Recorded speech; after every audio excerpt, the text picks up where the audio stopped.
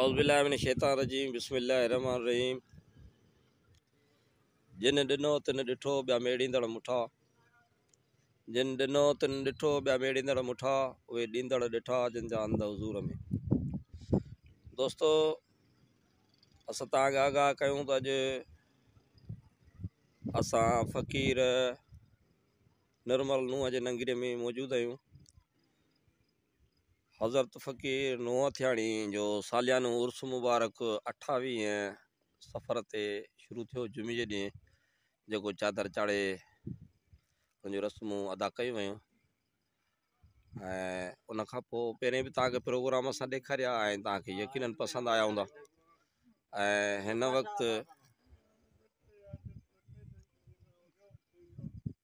तव्हांखे ॾेखारियोसीं, यकीनन अॻु में हिन खां पहिरें बि तव्हांखे विडिया पसंदि आया हूंदा, जंहिंमें साईं फ़तेह मोहम्मद फ़क़ीर जा प्रोग्राम तव्हांखे ॾेखारियासीं, अब्दुल हकीम नूंह पोटो साहिब जा प्रोग्राम ॾेखारियासीं, साईं ताज मोहम्मद जा बि ॾेखारियासीं, ऐं असांजे ॿियनि साईं जा बि तव्हांखे ॾेखारियासीं, ख़ालिद फ़क़ीर जा बि ॾेखारियासीं। अॼु हिन वक़्तु असां मौजूदु आहियूं, असांजो हिकिड़ो बहितरीनु दोस्त आहे सो साईं अब्दुल रशीद फ़क़ीर नूंह पोटो साहिब, उन्हनि जे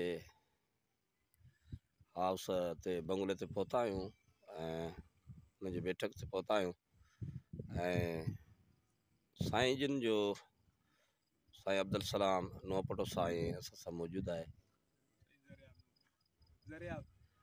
ऐं उन खां पोइ ज़रियाब नूंह पोटो साईं बि असां सां मौजूदु आहे, ऐं साईं रोशन अली फ़क़ीर नूंह पोटो बि असां सां मौजूदु आहे। ऐं अल्हम्दुलिल्लाह गर्मी जी मौसम सख़्तु थी वई आहे, पर हिते हवा खुली लॻे पई ऐं खुलियो मैदान आहे ऐं तमामु मज़ेदार। अॼु साईं हज़रत फ़क़ीर नूह थियणी जी टी ऐं आख़िरी धमाल आहे। सो असां तव्हांखे मेले जा कुझु हिसा बि ॾेखारिया ऐं हाणे वरी असां तव्हांखे इहे असांजा जेके दोस्त आहिनि, बहितरीनु दोस्तनि में साईं रशीद फ़क़ीर पाण त मौजूदु न आहे, साईं सलाम फ़क़ीर अब्दुलसलाम नूहपटो साईं मौजूदु आहे ऐं दरियाब हा ज़रियाब नूहपटो साईं मौजूदु आहे ऐं रोशन अली साईं नूहपटो साहिबु बि मौजूदु आहे।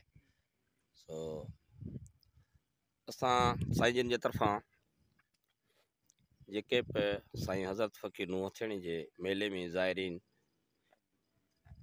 वेझा परे जा ऐं जेके बि हिते माण्हू ज़ियारत लाइ ऐं मेले खे इंजॉय करण लाइ पहुता आहिनि, साईं सलाम नूहपोटे जे पारां सभिनि खे वेलकम ऐं भलीकार ऐं सभिनि खे वेलकम चयो आहे।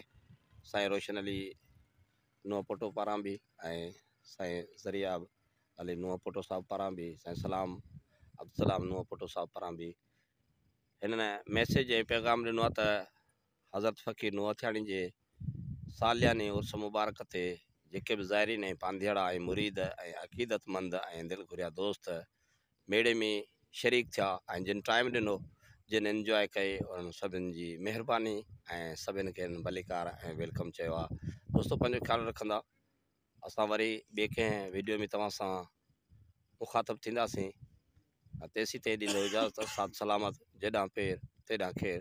अला भाई जिए सिंध, जिए लतीफ़, जिए निर्मल नूं, जिए सिंध नगर। अस्सलामु अलैकुम।